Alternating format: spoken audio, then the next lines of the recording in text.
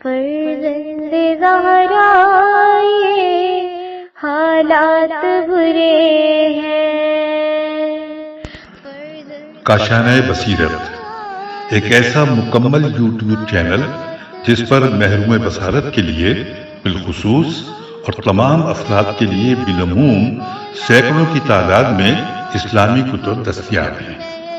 لہذا گزارش ہے کہ آپ اپنی ذمہ داری نبھاتے ہوئے کاشانہ بصیرت کو سبسکرائب کرنے کے ساتھ ساتھ بیل آئیکن کو پریس کیجیے تاکہ آپ علم کے حصول کے ساتھ ساتھ مذہب اہل بیت کی اشاعت میں بھی اہم کردار ادا کرتے رہیں۔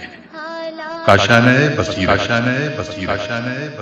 فرزند زہرا یہ حالات برے ہیں۔ بسم اللہ الرحمن الرحیم۔ السلام علیکم۔ یہ کتاب آپ کے لیے کاشانہ بصیرت کی یوٹیوب چینل کی جانب سے ریکارڈ کی جا رہی ہے۔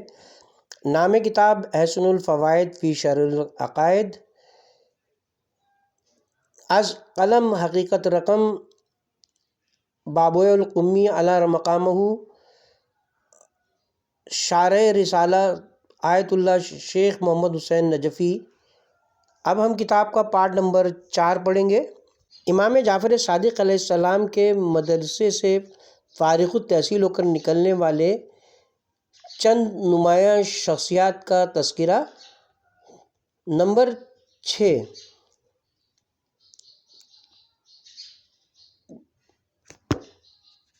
حشام ابن الحکم۔ یہ وہی بزرگوار ہیں جن کے متعلق حضرات صادق علیہ السلام نے فرمایا تھا کہ اے حشام، جب تک تم اپنی زبان سے ہماری نصرت کرتے رہو گے، روح القدس سے تمہاری تائید ہوتی رہے گی۔ اصول کافی۔ ابن ندیم نے ان کے متعلق لکھا ہے کہ جناب حشام علم کلام میں بہت ہی حاذق و ماہر اور بڑے حاضر جواب تھے۔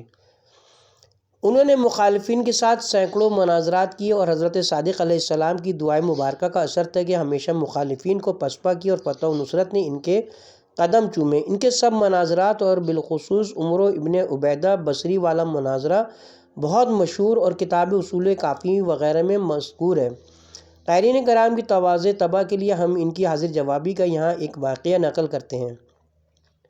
حشام کی حاضر جوابی کا ایک عجیب واقعہ دربار خلافت میں، چونکہ جناب حشام کے جرم تشیع کا عموماً تذکرہ ہوتا رہتا تھا۔ ایک مرتبہ یہ دربار ہارون عباسی میں تشریف رکھتے تھے کہ یحییٰ ابن خالد برمکی نے ان سے پوچھا کہ پیغمبر اسلام صلی اللہ علیہ وسلم کی وفات کے بعد جب حضرت علی و عباس نے حضرت کی وراثت میں جھگڑا کیا تھا اور ابو بکر کے پاس گئے تھے، ان دونوں میں سے حق پر کون تھا؟ جناب حشام کہتے ہیں کہ یہ سوال سن کر میں قدرے گھبرا گیا کہ اگر یہ کہتا ہوں کہ عباس حق پر تھے تو ایمان رخصت ہوتا ہے، اور اگر یہ کہتا ہوں کہ علی حق پر تھے تو جان جاتی ہے۔ لیکن صادق علیہ السلام کی دعاؤں کا اثر تھا کہ اس کا بہترین جواب فوراً میرے ذہن میں آ گیا۔ میں نے یحییٰ سے کہا کہ جب جناب داؤد علیہ السلام کے پاس 2 فرشتے جھگڑا لے کر آئے تھے، جس کا تذکرہ قرآن مجید سورہ صاد میں بالتفصیل مذکور ہے، تو بتائیے ان دونوں میں سے حق پر کون تھا اور باطل پر کون؟ یحییٰ نے کہا وہ تو فرشتے تھے، وہ دونوں حق پر تھے، ان کا آپس میں در حقیقت کوئی جھگڑا نہ تھا، بلکہ وہ جناب داؤد کو ایک حکم پر تنبیہ کرنے آئے تھے۔ جناب حشام کہتے ہیں کہ میں نے کہا بس بے نہیں، اسی طرح حضرت علی و عباس کا بھی در حقیقت آپس میں ہرگز کوئی جھگڑا نہ تھا، وہ تو خلیفہ اول کو وراثت پیغمبر کا مسئلہ سمجھانے کے لیے آئے تھے۔ ہارون نے جناب حشام کے جواب کو بہت پسند کیا اور یحییٰ برمکی اپنا سا منہ لے کر رہ گیا۔ کتاب کا حوالہ از مجالس المومنین وغیرہ۔ ان جناب نے علم کلام میں متعدد کتب تصنیف فرمائی ہیں، جن میں سے مندرجہ ذیل کتب خاص طور پر قابل ذکر ہیں: کتاب الامامت، کتاب الدلالات علی حدوث الاشیاء، کتاب الروح الزناقہ، کتاب الروح الاعلی اصحاب الحسین، کتاب التوحید، کتاب الروح الاعلی البتاب، کتاب الرد فی الجبر والقدر، کتاب المعتزلہ، کتاب الرد علی من قال بامامت الفضول۔ نمبر 7، ابو الحسن علی بن اسماعیل بن شعیب بن میثم التمار معروف بمیثمی۔ یہ بزرگوار جناب میثم تمار جو کہ حضرت امیر المومنین علیہ السلام کے اصحاب اخیار میں سے تھے کہ پوتے ہیں، ان کے متعلق ابن ندیم اور دیگر بعض علماء رجال مثل ابی علی حائری صاحب منتہی المقال نے یہ رائے ظاہر کی ہے کہ یہ پہلا شخص ہے جس نے مذہب امامیہ کے مطابق علم کلام میں حصہ لیا اور امامت کے موضوع پر کتاب لکھی۔ منتہی المقال صفحہ نمبر 207-208 و فہرست ابن ندیم صفحہ نمبر 249 طبع مصر۔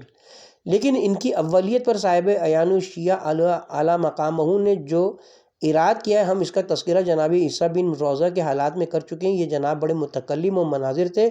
ابو الحنظل الاف اور نظام وغیرہ کے ساتھ ان کے بڑے معرکۃ الآراء مناظرات کتاب سیر و تواریخ میں مذکور ہیں۔ ان کا فقط ایک مناظرہ جو انہوں نے ابو الحنظل الاف کے ساتھ کیا تھا، قائرین کی ضیافت طبع کے لیے یہاں درج کیا جاتا ہے۔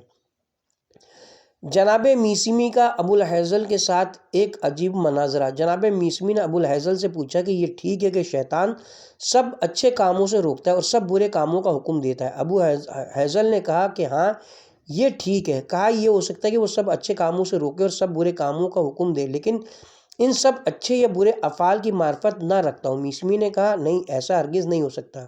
ابو الحنظل نے جواب دیا تو اس سے ثابت ہو کہ شیطان تمام اچھے اور برے افعال کا عالم ہے۔ میسمی نے کہا ہاں، اس سے تو یہی معلوم ہوتا ہے۔ ابو الحنظل نے جواب دیا کیا جسے تم اپنا امام سمجھتے ہو وہ تمام امور خیر و امور بد سے واقف ہے؟ میسمی نے استفسار کیا نہیں، وہ ان سب امور کے عالم نہیں۔ ابو الحنظل نے جواب دیا تو معلوم ہوا کہ شیطان ان سے زیادہ عالم ہے۔ میسمی نے کہا یہ سن کر ابو الحنظل بہت شرمندہ ہوا اور خاموش ہو کر رہ گیا۔ کتاب کا حوالہ از مجالس المومنین وغیرہ۔ جناب میسمی کا دوسرا مناظرہ۔ دل چاہتا ہے کہ یہاں جناب میسمی کا ایک اور دلچسپ اور مفید مناظرہ بھی قائرین کرام کی جلائے ایمانی کی خاطر درج کر دیا جائے۔ یہ جناب جیسا کہ اوپر ذکر ہو چکا ہے ہارون و مامون عباسی کے عہد میں تھے اور ابو الحنظل کے معاصر ملاحدہ اور مخالفین کے ساتھ آپ کے معرکۃ الآراء مناظرے ہوتے تھے۔ چنانچہ ایک مرتبہ جب حسن بن سہل وزیر مامون کے دربار میں گئے تھے، حسن کے پاس ایک دہریہ بیٹھا ہوا تھا۔ جناب میسمی نے سلسلہ کلام کا آغاز کرتے ہوئے فرمایا حضرات آج میں نے ایک عجیب چیز دیکھی۔ سب حاضرین نے دریافت کیا کہ کیا دیکھا ہے؟ فرمایا ایک کشتی ہے جو کسی ملا کے بغیر لوگوں کو دریائے دجلہ کے آر پار لے جا رہی ہے اور لا رہی ہے۔ اور دہریہ نے حسن بن سہل کو خطاب کرتے ہوئے کہا کہ حضور آپ اس شخص کی باتوں پر توجہ نہ دیں کیونکہ یہ دیوانہ معلوم ہوتا ہے۔ بھلا یہ کیسے ممکن ہے کہ عقل و شعور نہ رکھنے والی کشتی ملا کے بغیر لوگوں کو ایک کنارے سے دوسرے کنارے تک لے جائے؟ جناب میسمی نے ملحد سے فرمایا جو بات میں نے بیان کی یہ زیادہ تعجب خیز ہے یا وہ جس کے تم قائل ہو کہ آسمان سے بارش خود بخود برستی ہے، شمس و قمر خود بخود جاری و ساری ہیں اور یہ تمام نظام عالم بغیر کسی چلانے والے کے خود بخود چل رہا ہے۔ جناب میسمی کا کلام سن کر دہریہ محبت اور لاجواب ہو گیا۔ ابن ندیم نے ان کی دو کتابوں کا تذکرہ کیا ہے، کتاب الامامہ اور کتاب الاستحقاق۔ مذکورہ بالا حضرات کے بعد علم کلام کی خدمت کے سلسلے میں خاندان نوبخت کا ذکر آتا ہے۔ یہ خانوادہ ولایت اہل بیت میں مشہور و معروف ہے اور علم کلام میں انہوں نے زرعی خدمات انجام دی، ان کا اپنوں اور بیگانوں سب کو اقرار ہے۔ چنانچہ اپنوں میں سے صاحب ریاض نے اس خاندان کے متعلق لکھا ہے اور بیگانوں میں سے شبلی نعمانی صاحب نے اپنی کتاب علم الکلام صفحہ نمبر 41 پر لکھا ہے علم کلام کی ترقی کے ذکر میں خاندان نوبخت کا ذکر بھی ضروری ہے۔ فضل بن نوبخت ہارون الرشید کے خزانہ الحکمہ کا افسر تھا، وہ اور فارسی زبان کی کتابوں کا عربی میں ترجمہ کیا کرتا تھا۔ اسماعیل جو نوبخت کا پوتا تھا بہت بڑا عالم اور علم کلام کا ماہر تھا۔ اس کے ہاں ایک خاص مجلس مقرر ہوا کرتی تھی جہاں متکلمین جمع ہوا کرتے تھے اور مسائل کلام پر مباحثے کرتے تھے۔ علم کلام میں اس کی بہت سی تصانیف ہیں جن میں کتب ذیل کا تذکرہ ابن الندیم نے کیا ہے۔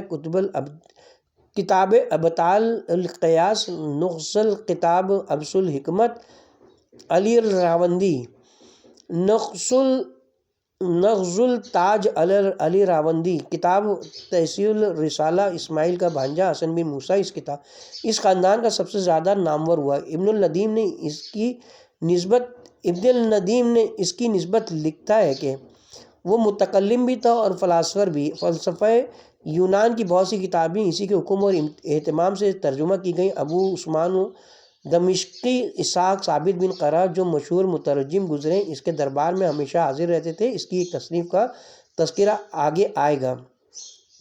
اس جلیل القدر خاندان میں بہت سے نامور متکلم گزرے جن کی تعداد صاحب عیان شیعہ نے تو 27 تک پہنچائی، لیکن ان میں سے جو آسمان عظمت پر آفتاب بن کر چمکے وہ یہ ہیں۔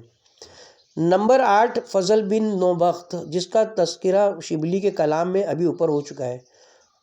نمبر 9 فضل ابن شازان، جناب شیخ ابو علی حائری نے اپنی کتاب منتهى المقال صفحہ نمبر 241 پر ان کے متعلق لکھا ہے، جناب فضل بہت قابل وثوق اور ہمارے فقہاء و متکلمین میں بہت جلیل القدر تھے، اور وہ طائفہ امامیہ میں خاص عظمت و جلالت کے مالک ہیں، اور وہ اپنی قدر و منزل عظمت کے لحاظ سے اس سے اشہر و عرف ہیں کہ ہم ان کی کچھ تعریف و توصیف کریں۔ شیخ نجاشی نے لکھا کہ انہوں نے مذہب حق کی تائید و نصرت میں 180 کتابیں تصنیف کی، جن میں سے بہت سی کتابیں علم کلام میں ہیں، جن میں سے مندرجہ ذیل کتب خاص طور پر قابل ذکر ہیں: کتاب الرد علی من التعطیل، کتاب الرد علی الثنویہ، کتاب الرجۃ، کتاب الرد علی الفالیہ، کتاب التوحید، کتاب الرد علی الفلاسفہ، کتاب المفاضل فی الامہ، قرن سوم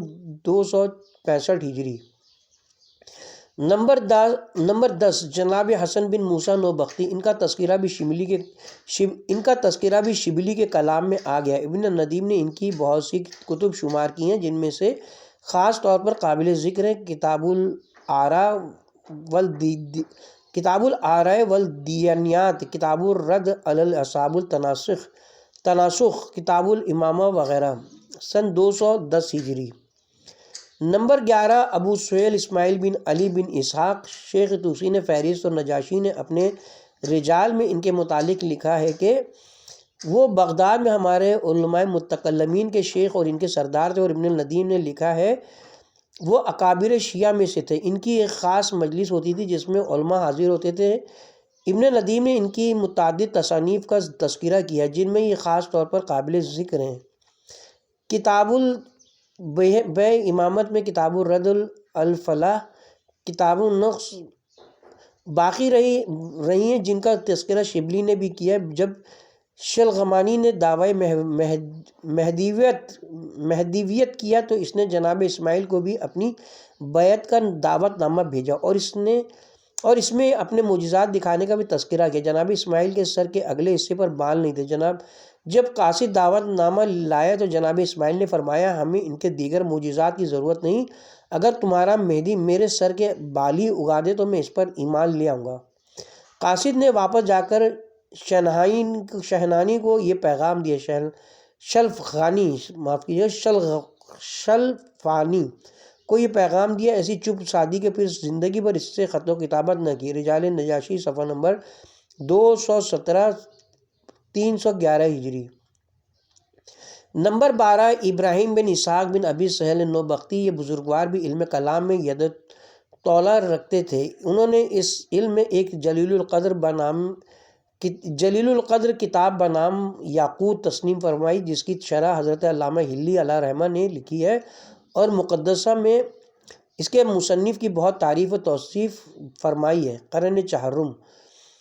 نمبر 13 محمد ابن عبد الرحمن بن قباض رازی، یہ وہی بزرگوار ہیں جن کا کتب اصول فقہ کے محبس اصل برات میں بکثرت ذکر خیر آتا ہے۔ بڑے جلیل القدر عالم متکلم تھے۔ ابن ندیم نے فہرست صفحہ نمبر 250 پر ان کے متعلق لکھا ہے یہ شیعوں کے بڑے حاذق اور ماہر علماء متکلمین میں سے تھے۔ جناب نجاشی نے لکھا کہ یہ بزرگوار پہلے معتزلی تھے، بعد ازاں مذہب امامیہ قبول فرمایا۔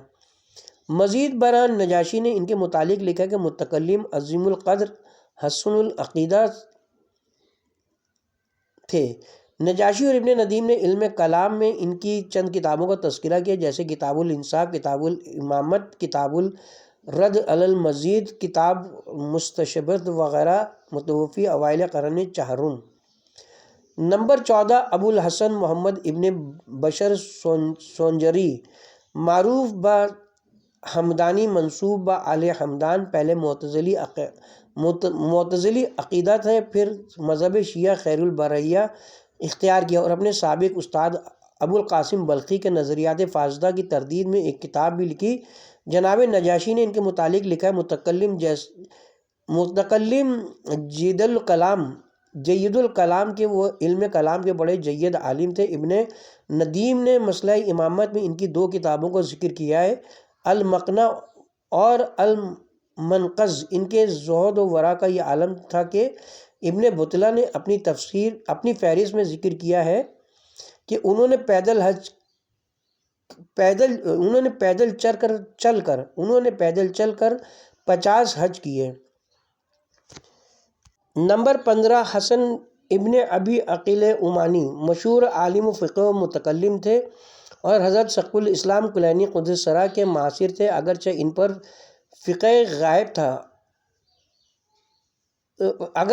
پر فقہ غالب تھا اور انفعال آب قلیل وغیرہ بعض مسائل فقہ میں مخصوص آراء رکھتے تھے، لیکن علم کلام میں بھی صاحب تصنیف ہیں۔ چنانچہ اس علم میں ان کی ایک کتاب بنام غرائل الفرد القر کا تذکرہ ملتا ہے، اوائل قرن چہارم۔ نمبر 16 علی ابن حسین مسعودی، بزرگوار، علاوہ مورخ شہیر ہونے کے بڑے جلیل القدر متکلم بھی تھے۔ ان کی کتاب اثبات الوتیہ موضوع امامت پر حال ہی میں نجف اشرف میں چھپی ہے۔ ان کے مذہب اور اس کتاب کے ان کی طرف انسبات کے بارے میں اگرچہ قدر اختلاف ہے، لیکن حق یہ ہے کہ یہ کتاب انہی کی تالیف ہے اور یہ بزرگوار شیعہ علماء کبار میں سے ہیں۔ علم کلام میں ان کی 2 اور کتابوں کے نام بھی ملتے ہیں۔ نمبر 1 کتاب الصفوہ در محبت سے امامت، نمبر 2 کتاب الاستبصار 226 ہجری قرن چہارم۔ نمبر 17 ابو جعفر محمد ابن جریر ابن رستم الطبری العاملی، علماء امامیہ میں سے جلیل القدر عالم و متکلم تھے۔ اکثر کم علم لوگوں کو اشتباہ ہو جاتا ہے اور وہ محمد ابن جریر طبری صاحب تاریخ طبری و تفسیر ابن جریر کو ہی ابو جعفر ابن رستم عاملی سمجھ بیٹھتے ہیں اور پھر صاحب تاریخ طبری کے تشیع کا ڈھنڈورا پیٹتے ہیں۔ اس طرح ان کی مشہور عالم تاریخ کو ناقابل اعتبار قرار دینے کی مضمون صحیح کرتے ہیں، اور اس اشتباہ کی وجہ بظاہر ان ہر 2 حضرات کی کنیتوں اور ان کے والدین کے اسموں کا اشتراک ہے، کیونکہ دونوں کی کنیت ابو جعفر اسم محمد اور والد کا نام جریر ہے۔ ان کا باہمی امتیاز ان کے دادا کے نام سے ہوتا ہے۔ ہمارے ابن جریر کے دادا کا اسم گرامی رستم ہے اور ابن جریر سنی کے دادا کا نام یزید ہے۔ ان دونوں کو ایک سمجھنا جہالت یا تجاہل کی دلیل ہے۔ جناب ابو جعفر کی مسئلہ امامت پر مشہور تصنیف المترشد ہے فی الامامہ ہے، جو حال ہی میں نجف اشرف میں طبع ہوئی ہے۔ نمبر 18 ابو القاسم علی ابن احمد الکوفی، علماء متکلمین میں سے بڑے جلیل القدر عالم تھے اور کثیر التصنیف و تالیف۔ ان کی کتب میں سے زیادہ مشہور کتاب الاستغاثہ فی بدء الثلاثہ ہے، جو ماضی قریب میں نجف اشرف میں چھپ چکی ہے۔ اس کے علاوہ انہوں نے مسئلہ امامت پر ایک کتاب بنام الوصیہ بھی لکھی ہے۔ یہ کہا جاتا ہے کہ آخر میں ان کے مذہب میں کچھ اختلاط ہو گیا تھا، واللہ اعلم۔ نمبر 19 محمد ابن احمد بن جنید اسکانی، بڑے جلیل القدر عالم و متکلم تھے۔ نجاشی نے ان کے متعلق لکھا ہے کہ ابن جنید بڑے ثقہ اور جلیل القدر عالم اور کثیر التصنیف مصنف تھے، اگرچہ ان کی زیادہ شہرت فقہی اعتبار سے اور وہ فقہ میں بعض مخصوص آراء بھی رکھتے ہیں، لیکن علم کلام میں بھی بلند مقام رکھتے ہیں۔ ابن ابی الحدید معتزلی شرح نہج البلاغہ میں بہت مقامات پر ان کے مقالات کلاسیہ کو نقل کرتے ہیں۔ ان کی کتاب کلامیہ کو نقل کرتے ہیں۔ ان کی کتاب ان کی کتب کلامیہ میں سے مندرجہ ذیل کتب خاص طور پر قابل ذکر ہیں جن کا تذکرہ نجاشی نے کیا ہے: الشعب والتحریر، تفسیر العارف، نور الیقین اور ازالۃ الران، قرن چہارم، 1381 ہجری۔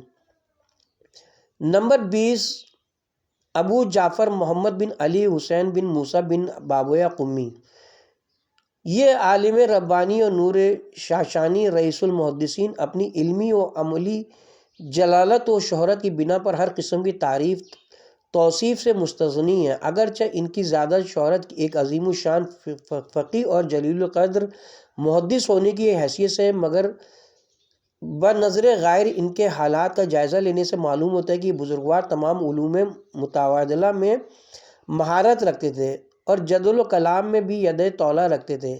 چنانچہ حضرت شہید ثالث علی مقامہ نے مجالس المومنین میں جناب رکن الدولہ دلیمی وغیرہ سے ان جناب کے بعض مقالات علمیہ و کلامیہ کو نقل فرمایا۔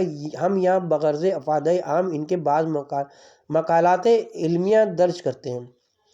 جب حضرت شیخ صدوق کے فضل و کمال کی شہرت تمام اطراف و اکناف میں پھیل گئی تو بادشاہ رکن الدولہ آپ کی ملاقات کا مشتاق ہو، چنانچہ انہوں نے بڑے احترام و اہتمام سے حضرت شیخ قدسرہ کو اپنے ہاں دعوت دی۔ جب آپ تشریف لائے تو ان کی بہت تعظیم و تکریم کی اور اپنے پہلو میں ان کو جگہ دی۔ رسمی مزاجی پرسی کے بعد اسی طرح سلسلہ کلام کا آغاز ہوا۔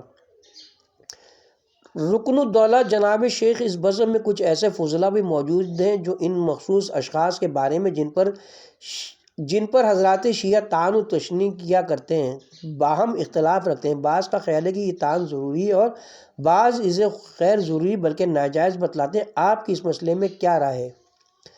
شیخ صدوق: اے بادشاہ، خداوند عالم کا یہ قانون ہے کہ اس کے بالمقابل جو جھوٹے خدا ہیں جب تک ان کی نفی نہ کی جائے اور اپنی توحید کا اقرار قبول نہیں کرتا، وہ اپنی توحید کا اقرار قبول نہیں کرتا، جیسا کہ کلمہ توحید لا الہ الا اللہ اس پر دلالت کرتا ہے۔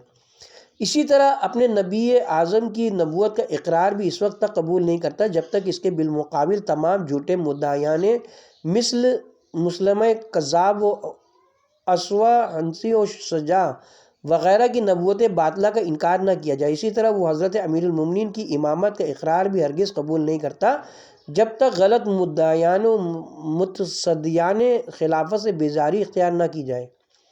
رکن الدولہ نے جناب شیخ کے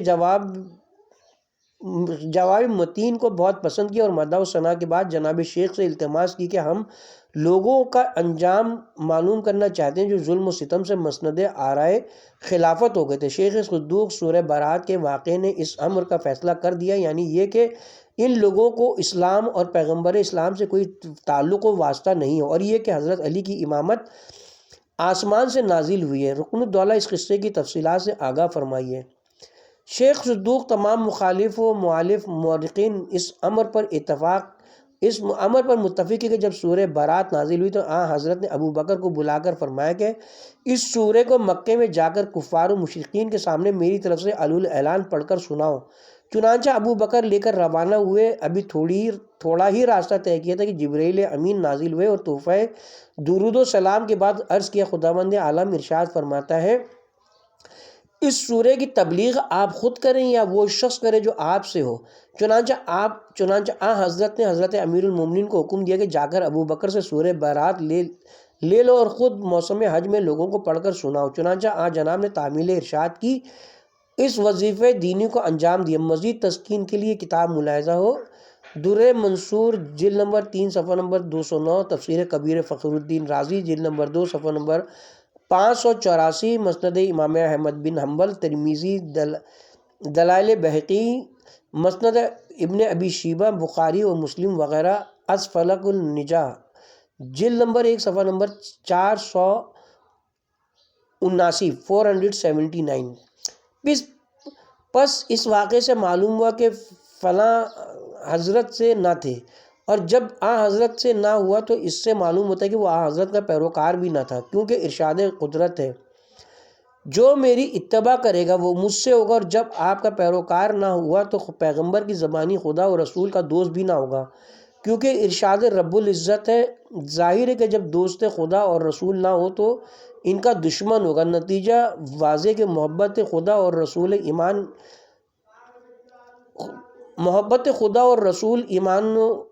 اور ان کا بغض کفر ہے۔ اور اسی روایت سے یہ بھی ثابت ہو گیا کہ حضرت علی پیغمبر اسلام میں سے ہیں، اور اس روایت کے علاوہ اور بھی بکثرت روایت سے یہ امر واضح ظاہر ہے، جیسا کہ آیہ مبارکہ کی تفسیر میں وارد ہے۔ شاہد منہ سے مراد حضرت امیر المومنین ہے۔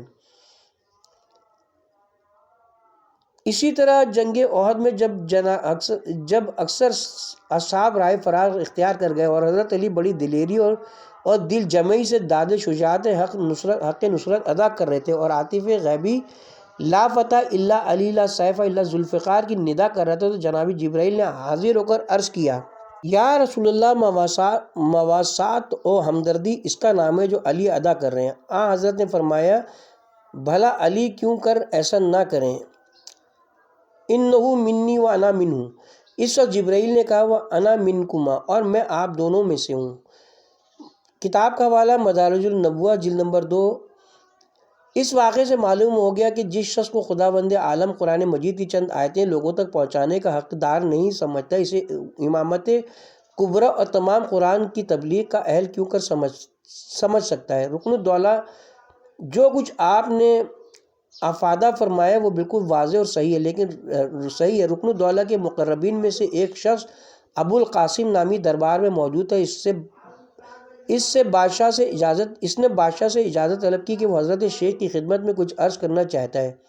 چنانچہ اجازت ملی، وہ اس طرح گویا ہوا، ابو القاسم، جناب شیخ، یہ کس طرح باور کیا جا سکتا ہے کہ امت ضلالت و گمراہی پر اجتماع کرے، حالانکہ پیغمبر اسلام نے فرمایا کہ میری امت گمراہی پر جمع نہ ہوگی۔ شیخ صدوق، امت لغت عرب میں مبنی جماعت ہے، اور جماعت کا کم از کم 3 افراد کے مجموعے پر بھی اطلاق ہو سکتا ہے، اور بعض نے کہا ہے کہ ایک مرد و زن کے مجموعے کو بھی جماعت کہا جاتا ہے، اور خداوند عالم نے تو فقط ایک شخص کو بھی امت کہا ہے۔ چنانچہ اپنے خلیل ابراہیم کے بارے میں فرمایا ہے، لہذا بنا بر تسلیم صحت حدیث عین ممکن ہے کہ اس سے حضرت علی اور ان کے حقیقی پیروکار مراد ہوں۔ ابو القاسم، جو کچھ بھی ہو حدیث سے ظاہر یہی ہوتا ہے کہ اسے سواد اعظم کے معنی پر محمول کرنا چاہیے، جو تعداد میں زیادہ ہیں۔ شیخ صدوق، ہم نے جہاں تک غور و فکر کیا ہے، قرآن میں متعدد مقامات پر کثرت کی مذمت اور قلت کی مدح دیکھی ہے۔ نیز اس امر کی تائید اس سے بھی ہوتی کہ خداوند عالم لفظ امت حضرت موسیٰ کی قوم میں سے چند ہدایت یافتہ لوگوں پر اطلاق کیا ہے۔ چنانچہ فرماتا ہے، اسی طرح ہمارے پیغمبر اسلام کی امت کے بعض افراد کے بارے میں ارشاد فرمایا۔ حضرت شیخ کا مدلل و مکمل جواب باثواب سن کر ابو القاسم خاموش ہو گیا۔ علامہ بری، اگر لفظ امت کو عمومی معنی پر بھی معمول کیا جائے تو بنا بر صحت حدیث سے مطلب یہ ہوگا کہ تمام امت کبھی ضلالت و گمراہی پر مجتمع نہ ہوگی، لہٰذا اگر ایک یا 2 فرد بھی مخالف ہو جائے تو دیگر تمام افراد کی غلطی کا امکان باقی رہے گا، اور متعلقہ مسئلے میں تو بنا بر اتفاق مفرقین حضرت علی اور ان کے مخصوص اتباع بلکہ تمام بنی ہاشم مخالف تھے، جیسا کہ بخاری شریف طبع مجتبی دہلی میں بھی تصریح کے ساتھ تحریک موجود ہے۔ پھر رکن الدولہ نے سلسلہ کلام جاری کرتے ہوئے کہا، رکن الدولہ، یہ کس طرح ممکن ہے کہ حضرت کی وفات کے بعد باوجود قرب عہد آپ کی امت میں سے بہت سے لوگ ارتداد کا شکار ہو جائیں؟ شیخ صدوق، اس میں کون سی بات محل تعجب ہے، جبکہ خود خداوند عالم خبر دیتا ہے محمد نہیں ہے مگر اللہ کے رسول، ان سے پہلے بھی اللہ سبحانہ کے رسول گزر چکے ہیں، اگر وہ مر جائیں یا قتل کر دیے جائیں تو کیا تم اپنے پچھلے پاؤں کفر کی طرف پلٹ جاؤ گے؟ آج حضرت کی وفات حضرت آیات کے بعد کچھ لوگوں کا ارتداد قوم موسیٰ کے ارتداد سے زیادہ تعجب خیز نہیں ہے، جس کا تذکرہ قرآن میں موجود ہے۔ حضرت موسیٰ زندہ تھے، فقط 30 دن کا وعدہ کر کے کوہ طور پر گئے اور اس دوران حضرت ہارون کو اپنا جانشین بھی مقرر کر گئے تھے، مگر بحکم یزدی 30 کے بجائے 40 دن کر دیے گئے اور قوم صبر نہ کر سکی۔ حضرت ہارون روکتے رہ گئے، مگر سامری نے ایک گوشالہ بنا کر لوگوں سے کہنا شروع کیا کہ یہ تمہارا خدا ہے، اور لوگوں نے اس کی پرستش شروع کر دی اور حضرت ہارون کو اس قدر مجبور کر دیا کہ قریب تھا کہ ان کو شہید کر دیں، جیسے کہ خداوند عالم نے ان کا یہ قول نقل کیا ہے۔ پس جب ایک اولو العزم نبی کی زندگی میں فقط چند روز کی غیبت کی وجہ سے لوگ گمراہ ہو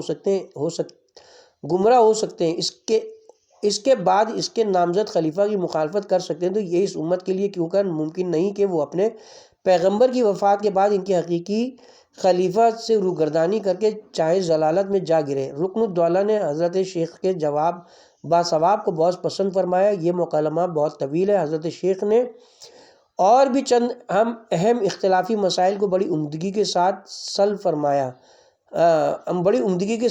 فرمایا ہے۔ بنظر اختصار ہم باقی ماندہ حصے کو نظر انداز کرتے ہیں۔ حضرت شیخ صدوق علیہ رحمہ کی تصنیفات و تالیفات میں علم کلام کی بھی چند کتب کے نام ملتے ہیں، جن میں سے بعض مطبوعہ موجود ہیں۔ نمبر 1 توحید، نمبر 2 نبوہ، نمبر 3 اثبات الوصی العلی، نمبر 4 اثبات النص علی الائمہ، نمبر 5 تقیہ، نمبر 6 شورا، نمبر 7 ابطال الغلو و تقصیر، نمبر 8 ابطال الاختیار و اثبات النص، نمبر 9 اکمال الدین، نمبر 10 رسالہ اعتقادیہ، قرن چہارم، سن 281 ہجری۔ نمبر